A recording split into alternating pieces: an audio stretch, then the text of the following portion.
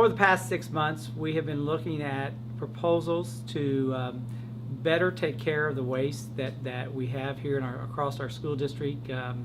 And as a result of that, we have learned that by recycling more materials, we can reduce the cost for sanitation services across the district. And we feel like in this time when budgets are tight, we need to look at every possible way to preserve funds to go back into the classroom and have a direct impact on students. And we found that this is one of the ways that we can do that.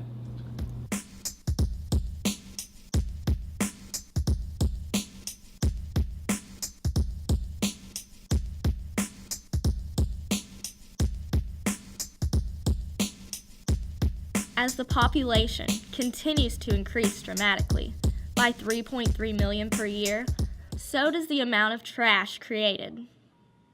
When we throw something in the trash and put our trash cans on the curbside to be picked up, it's easy to just forget that it has to go somewhere.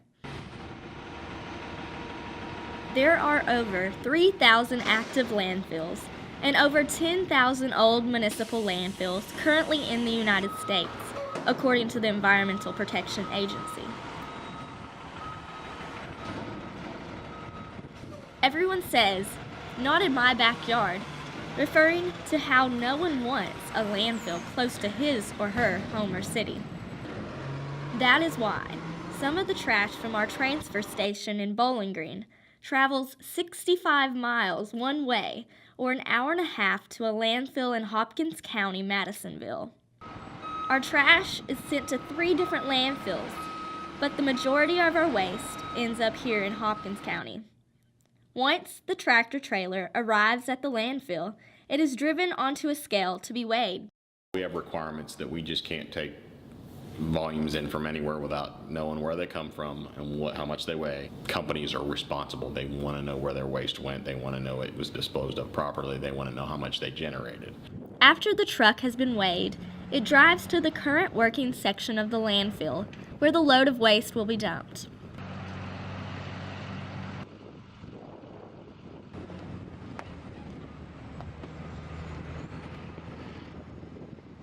After the waste has been dumped, a heavy machine with spiked wheels on it, called a landfill compactor, runs over the material.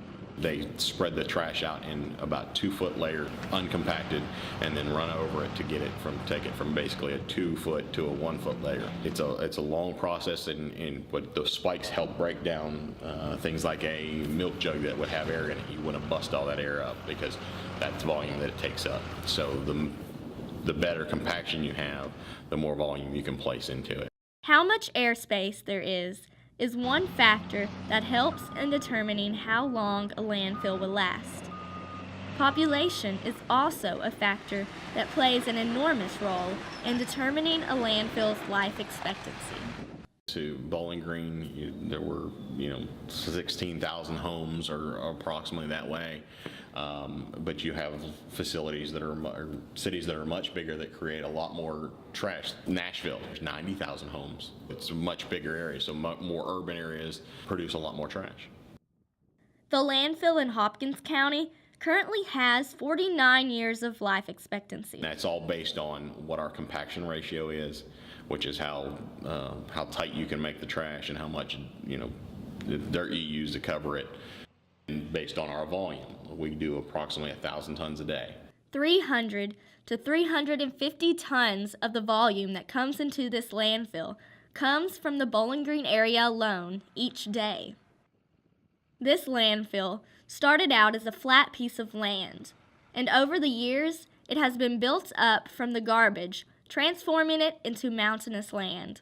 Most people still, when they talk about a landfill, they envision the dump that they all talk about, where, which is kind of where I sort of grew up with it a little bit, which was just a place where people took their trash and dumped it out on the ground, and it stayed there, and there were rats running around and things like that, it smelled pretty bad, things of that nature. But the modern landfills have changed that persona because it's not an uncontrolled site.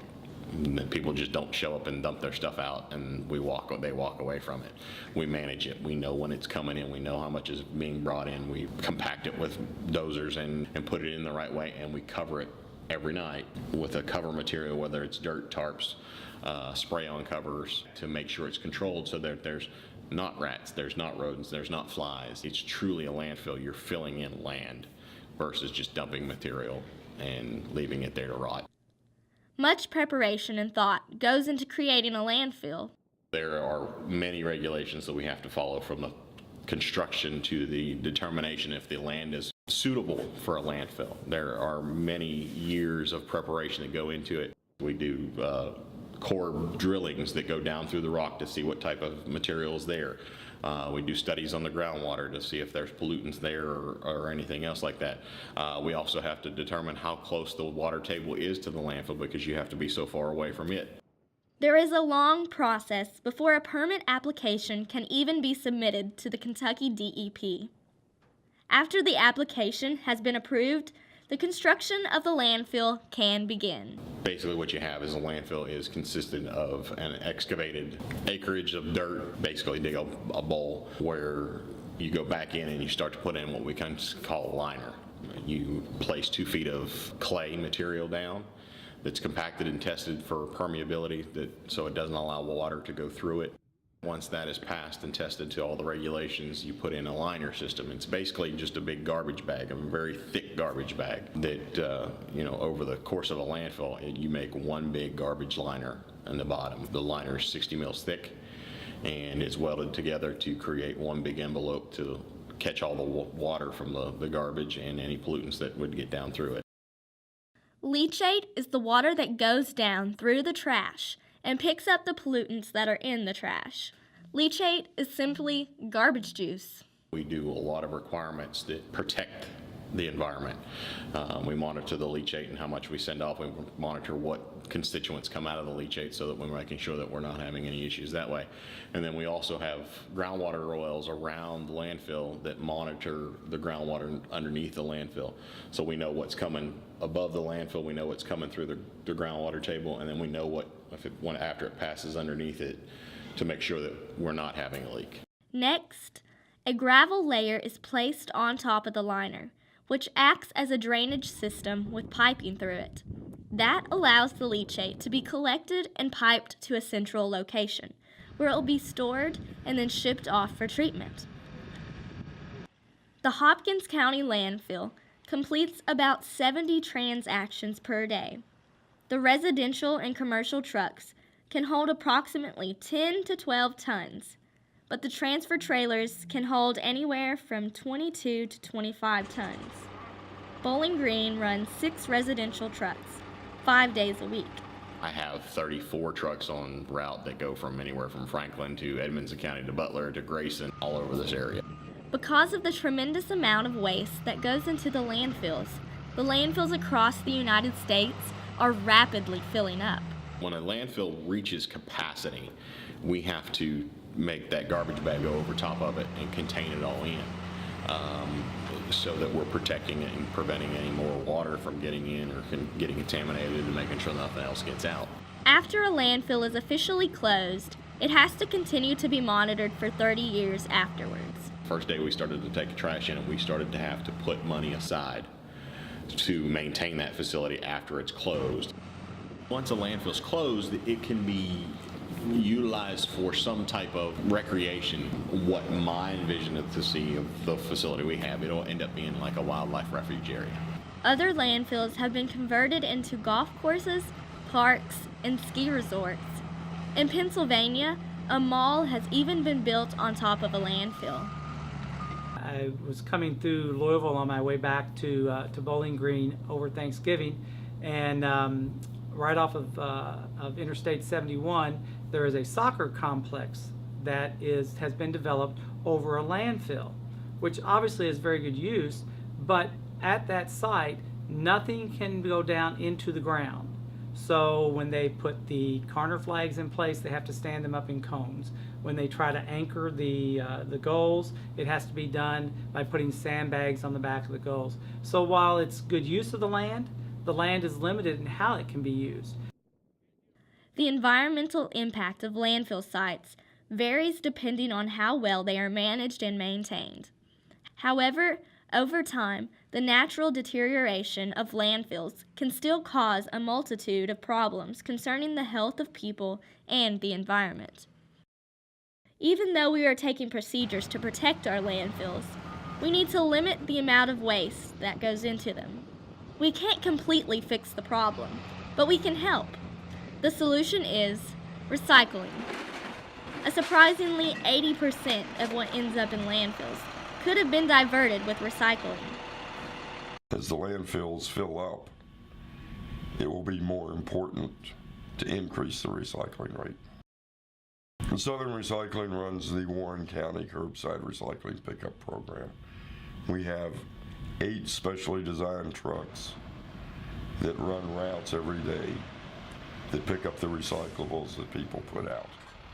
We also do this with a number of Bowling Green and Warren County schools. Our trucks come to their location, pick up the material, bring it back here for recycling. Our recycling trucks are designed where the operator of the truck places the different types of material into different compartments on the truck. Then when the truck comes back here, the material is already sorted and it dumps into its appropriate area. After the material has been sorted into its proper area, each grade of material is either baled or sheared and packaged for shipment. A bale of cans has approximately 36,000 cans in it and weighs around 850 pounds. The shears that Southern Recycling operates cut the steel grades into the proper size so that it can fit in the furnace of the customers that they sell it to. Material from here goes directly to either a mill or foundry, which melts the material down and then reuses it for whatever their product happens to be. The average monthly volume from the curbside recycling program, which includes what comes out of the schools, averages about 10 tons a month of cardboard, 80 tons a month of newspaper, 4,000 pounds of aluminum cans, 3 tons of steel cans, 24 tons of plastic, and 12 tons of glass. The recycling rate in Warren County is about 37% of what could be recycled. Even though 37% doesn't sound really good and it could be improved upon dramatically in relation to the rest of Kentucky as well as the rest of the United States, we are right at the top of the list. In the last 30 years, we've grown up in a throwaway society for the most part. Everything was disposable. Back in my grandfather and grandmother's day, everything was reused. You reused soda bottles, you reused milk bottles, things like that. Recycling is very easy. Doesn't take a lot of work on the people's part that generate the material. Recycling starts at the source of production. It starts in the classrooms, it starts in the cafeterias. At each school, we will be delivering both the small bins, if any schools need those, to be placed in the classroom. But then at the schools, they will have a certain number of larger 96-gallon rolling containers that will be designated for either plastic, paper, or aluminum. And those will be emptied each week. They will be at certain spots in the building. We're hoping that each school will develop a team that will oversee this process, will determine the best place to put the larger containers within the building. We'll work out a regular plan to have the classroom bins emptied on a regular basis, and then we'll be prepared each week when we come around to gather all that and take it to the recycling plant. It really accomplishes 2 goals, if you will. First, it puts less into our dumpsters each day, and thus we do not pay for as many pickups each week. The second part is that we're reducing the amount that's going to the landfill. Instead, it's going to a recycling plant, which in turn then brings funds back to the district. So we're reducing cost on one side by not filling our dumpsters, and we are seeing a new source of income by taking the recyclable items to the recycling plant. For anyone who doesn't want to recycle, John explains.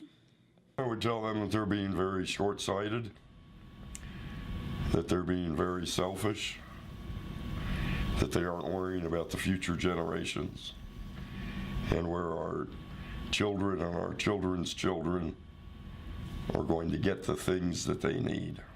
Together, we can make a difference. Small changes in our behavior can make a huge impact on our planet. You can dramatically reduce the amount of trash that is thrown away by simply dropping your basic items, such as paper, plastics, cardboard, glass, and aluminum in a recycling bin. From now on, think twice about what you are throwing in the trash.